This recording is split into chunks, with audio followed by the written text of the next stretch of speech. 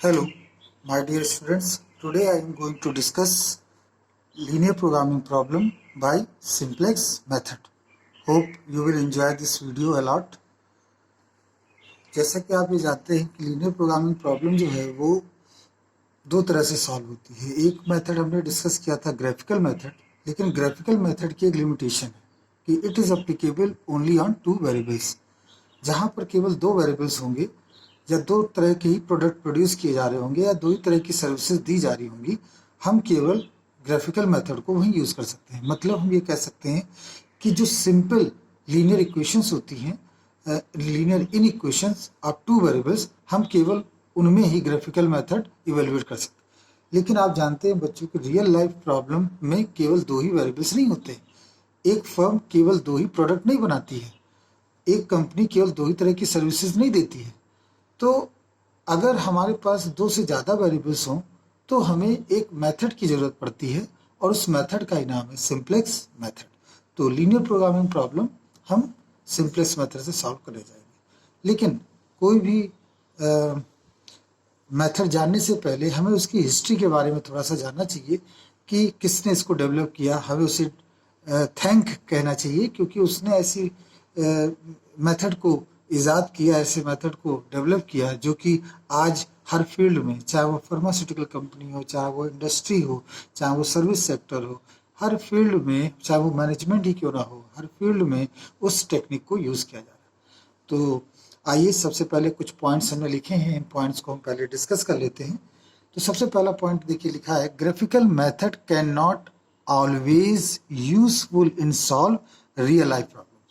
Graphical method हमेशा नहीं real life problem में, रियल लाइफ प्रॉब्लम जो होती हैं, जो आप इंडस्ट्री में देख रही हैं, उनमें यूज नहीं होती है ज़्यादातर। इट वर्क्स ओनली बिकॉज, क्यों ऐसा? क्योंकि इट वर्क्स ओनली 2 वेरिएबल्स, क्योंकि ये केवल 2 वेरिएबल्स पे काम करती है। यही इसकी सबसे बड़ी लिमिटेशन है। This limitation is tackled by simplex method. अब ये जो इसकी लिमिटेशन थी, इसको दूर करना था। तो उसके लिए जब कोई चीज़ किसी सीमा पर आकर रुक जाती है और वो अपना परफॉर्मेंस नहीं दे पाती है, तो यही समय होता है इन्वेंटर के लिए नई चीज़ इन्वेंट करने का। तो हुआ ये कि सिंप्लेक्स मेथड के बारे में चीज़ें आती गई कि केवल 2 ही वेरिएबल्स नहीं होते हैं। रियल लाइफ सिनेरियो में 2 से ज़्यादा वेरिएबल्स होते हैं। अगर 2 से ज़्यादा वेरिएबल्स हैं तो हम कैसे एक ऑप्टिमम सोल्यूशन निकाल सकते हैं, हमें ये पता होना चाहिए। तो उसके लिए आया, it is developed by 1947 by G.B. डेंजिक। तो जॉर्ज बी डेंजिक के जरिए 1947 में इस मेथड को डेवलप किया गया, जिस मेथड का नाम है simplex method. This method works not only 2 variables but also more than 2 variables. ये जो मेथड है सिंप्लेक्स मेथड, ये केवल 2 ही वेरिएबल्स पर नहीं लगता, 2 से ज्यादा वेरिएबल्स पर भी ये मेथड अप्लाई होता है। In fact, it is widely applicable for solving complex linear programming problems. जो complex linear program, देखिए complex क्या है, complex relation क्या होता है? अगर आप दो वेरिएबल्स के बीच रिलेशन पता कर रहे हैं तो वो लीनियर या उसको सिंपल रिलेशन बोलते हैं, सिंपल कोरिलेशन बोलते हैं। लेकिन अगर हम 2 से ज्यादा वेरिएबल्स को स्टडी करें साइमल्टेनियसली तो उसे हम बोलेंगे complex linear programming problem.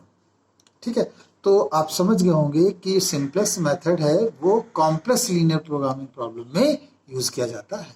Next आया, it involves repetitive technique. Actually इसमें जो स्टेप्स होते हैं उसमें एक ही चीज को कई बार करना होता है जब तक कि हम ऑप्टिमम सॉल्यूशंस पर ना पहुंच जाएं। हमें वो स्टेप्स लगातार करते रहने होते हैं। इसीलिए यहाँ लिखा है, इसको बोलते हैं रिपीटेटिव या इटरेटिव टेक्निक, इसीलिए इसका नाम है इटरेटिव टेक्निक। और इसमें जो टेबल बनती है उसको बोलते हैं iteration table. The table which is formed known as iteration table. Steps are understood by doing numericals. जो इसके स्टेप्स हैं एक्चुअली हम अलग से उसको लिखेंगे तो आप नहीं समझ पाएंगे। तो मुझे ऐसा लगता है, जो मैं महसूस कर रहा हूँ वो मैं आपको बता रहा हूँ। तो मेरा एक ही मोटिव है, एक ही एम है कि मैं कॉम्प्लेक्स चीज को, कॉम्प्लिकेटेड चीज को सिंपल वे में आपके सामने रखूं जिससे आप उसको अच्छी तरह से समझ। तो it involves repetitive techniques, it involves repetitive steps, जिसको हम बोलते हैं इटरेशन टेबल। इटरेशन टेबल वो होती है जिसमें आप हर स्टेप पे सेम वर्क करते हैं until and unless you reach your goal, you reach your conditions where you can say now the question has been completed. क्योंकि कोई भी प्रोसेस स्टार्ट होता है तो there is a ending point. अब वो एंडिंग पॉइंट की कंडीशन क्या है, जैसे हम एंडिंग पॉइंट की कंडीशन पहुंचते हैं ऑटोमेटिकली हम उस क्वेश्चन को स्टॉप कर देते हैं. तो यही सिंपलेक्स मेथड. इसमें हम एक टेबल भी जनरेट करते हैं बच्चों. ये जैसा आपके सामने एक टेबल आई है, ये सिंपलेक्स टेबल का एक प्रोटोटाइप है हम कह सकते हैं. तो सिंपलेक्स टेबल में आपको ये चीज थोड़ी ध्यान, ये कॉलम्स बढ़ भी सकते हैं और घट भी सकते हैं. ये डिपेंड करता है कि डिसीजन वेरिएबल्स कितने. अब आप देखिए यहाँ पर हमने सी भी लिखा है, इसके आगे बेसिक वेरिएबल्स लिखा है और फिर हमने एक्स भी लिखा. अब आपको पोजीशंस याद रखनी है कि देखिए ये है सीजे. सीजे ऑब्जेक्टिव फंक्शन से बिलोंग करता है. हम अभी न्यूमेरिकल करेंगे, उसमें हम आपको ये बताएंगे कि कैसे ये ब्लॉक्स फिलअप किए जाएंगे. How can these blocks are filled by LPP problems. तो जो लीनियर प्रोग्रामिंग प्रॉब्लम्स होती है उसमें आप देखते हैं इक्वेशंस होती है, एक ऑब्जेक्टिव फंक्शन होता है, फिर एक सब्जेक्ट टू कांस्टेंट होते हैं और फिर लास्ट में नॉन नेगेटिविटी होती है. तो हम उस टेबल की मदद से, इन इक्वेशंस की मदद से इस टेबल को कैसे फिलअप करेंगे, इसको हमें जानने से पहले हमें टेबल के बारे में जानकारी.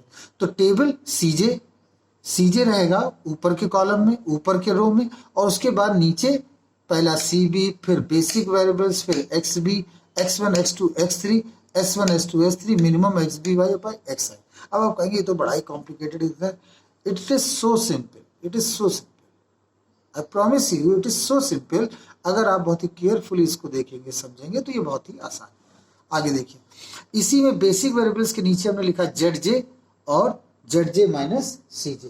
तो ZJ माइनस CJ की हम वैल्यू निकालते हैं. और जब ZJ माइनस, ध्यान दीजिए बच्चों, जब ZJ माइनस CJ की वैल्यू ग्रेटर और इक्वल टू 0 हो जाए, पॉजिटिव हो या 0 हो, तो वहीं पर ये इटरेशन टेबल कंप्लीट हो जाती है और वहीं पर आपका आंसर आ जाता है.